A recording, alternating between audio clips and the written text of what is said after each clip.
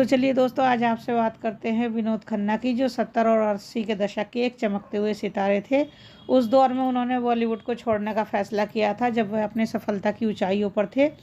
उन्होंने अपने अदाकारी और आकर्षक व्यक्तित्व से लाखों दिलों पर राज किया था, लेकिन अचानक उन्होंने फिल्म इंडस्ट्री से किनारा कर आध्यात्मिक गुरु ओशो के साथ अमेरिका में उनके आश्रम में रहने का निर्णय किया था। जब विनोद खन्ना ने ये फैसला लिया था तो हर कोई हैरान रह गया था, और उनके दोस्त और साथी कलाकार अमिताभ बच्चन, उन्होंने उन्हें काफ़ी समझाने की कोशिश की थी और वो भी हैरान रह गए थे। विनोद खन्ना ने बॉलीवुड छोड़ने का निर्णय का इरादा किया तो उनके दोस्त और साथी अभिनेता अमिताभ बच्चन ने उन्हें इस फैसले से रोकने का काफ़ी आग्रह किया था।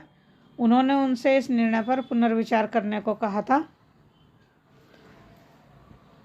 अमिताभ ने विनोद से विनती की कि वे अपने कैरियर को यूं ही ना छोड़ें और दोबारा सोचें। शशि कपूर सहित कई अन्य कलाकारों ने भी उन्हें इस निर्णय पर पुनर्विचार करने के लिए कहा, लेकिन इंडस्ट्री के निर्देशक और अभिनेताओं के लाख समझाने पर भी विनोद खन्ना ने अपने कैरियर को कोई प्राथमिकता नहीं दी।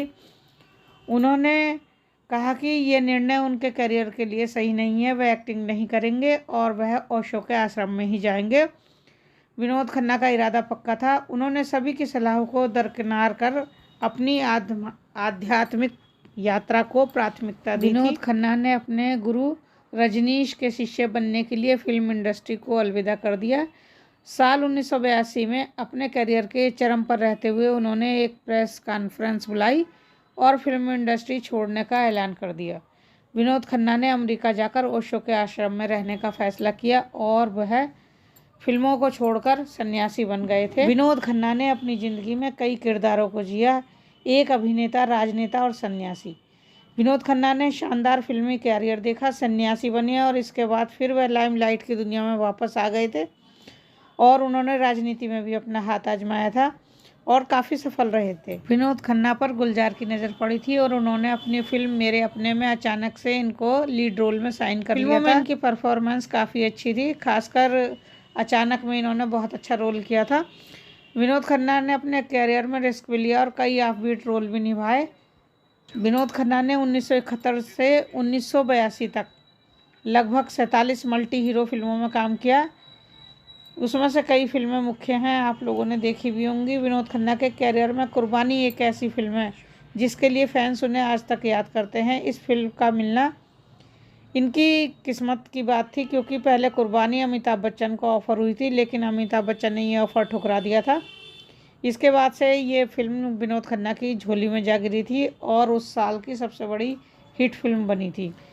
स्टारडम के पीक पर बैठे विनोद खन्ना ने अचानक आध्यात्म की ओर मुड़कर अपना स्टारडम जो था अमिताभ बच्चन को दे दिया था और वो इंडस्ट्री के नए सुपरस्टार बनकर उभरे थे। पैसा, ग्लैमर और शोहरत, विनोद खन्ना के पास ये सब कुछ था, लेकिन उनके दिमाग में क्या था ये किसी को नहीं पता चला।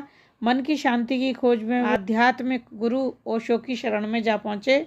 शुरुआत में उन्होंने ओशो के पुणे स्थित आश्रम में जाना शुरू किया था, फिर वो अपनी शूटिंग भी वहीं रखने लगे थे और उसके बाद उन्होंने ऐलान कर दिया था कि वे फिल्म इंडस्ट्री से रिटायरमेंट ले रहे हैं ताकि वह ओशो के साथ जाकर अमेरिका में उनके आश्रम में रह सकें। और उसके बाद वो आश्रम चले गए थे, उन्होंने किसी की नहीं मानी थी। अपनी लग्जरी लाइफ को छोड़कर ओशो के बनाए शहर रजनीशपुरम में उन्होंने शरण ली थी। वहाँ पर उन्होंने देखिए ओशो के आश्रम में उन्होंने माली से लेकर बर्तन धोने और टॉयलेट साफ करने जैसे सारे काम किए थे। ओशो के साथ 5 साल बिताने के बाद विनोद खन्ना ने फिल्म इंडस्ट्री में वापसी की थी। इंसाफ और सत्यमेव जयते जैसी 2 हिट फिल्मों के साथ उन्होंने अपनी वापसी की। विनोद खन्ना देखिए ओशो को छोड़कर खुश नहीं थे। एक इंटरव्यू में उन्होंने बताया था कि बॉलीवुड में लौटना उनके लिए आसान था, लेकिन ओशो को छोड़ने का फैसला बेहद मुश्किल था। ओशो ने विनोद खन्ना को अपने पुणे वाले आश्रम को चलाने का ऑफ़र भी दिया था, लेकिन उन्होंने आश्रम चलाने से साफ इनकार कर दिया था क्योंकि उनकी ज़िंदगी बहुत ज़्यादा मुश्किल थी। विनोद खन्ना ने 1997 में भारतीय जनता पार्टी में शामिल होकर राजनेता का खिताब पाया। विनोद खन्ना ने वहाँ भी अपनी काबिलियत साबित की।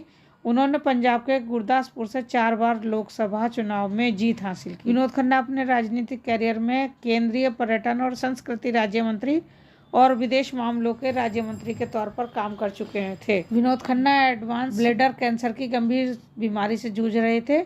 डिहाइड्रेशन के कारण उन्हें मुंबई के गिरगांव में sir HN Reliance foundation hospital में भर्ती कराया गया था, जहां कुछ हफ्तों के इलाज के बाद 27 अप्रैल 2017 को इस सितारे ने अपनी ज़िंदगी को अलविदा कह दिया था और हमेशा के लिए नींद की आगोश में चले गए थे।